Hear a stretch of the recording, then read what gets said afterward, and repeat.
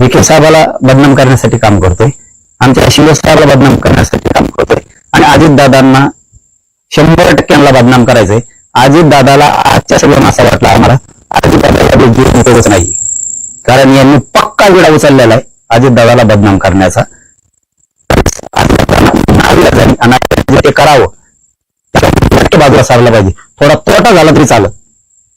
दुसरे ओबीसीचे खूप चांगले नेते आहेत, त्यांना जरी बळ दिलं तरी चालत, परंतु 100% आजच्या त्यांच्या सभेवर आमच्या लक्षात आलं की त्यांचा एक गट तयार झालाय अजितदादांना पवारांना बदनाम करण्याचा. कारण त्या व्यासपीठावर बसलेले 75% लोक हे अजितदादा आणि पवारांना रोज शिवाय घालते, रोज.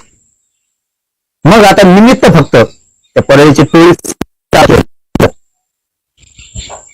त्यांनी अजितदादाचा गेम करायचं ठरवलंय आणि त्याला पूर्ण साथ भुजबळ देतोय. आजची एकूण सभा सांगते, त्याच्यामुळे अजितदादाला याच्यात दोष देण्यात काही मजा नाही.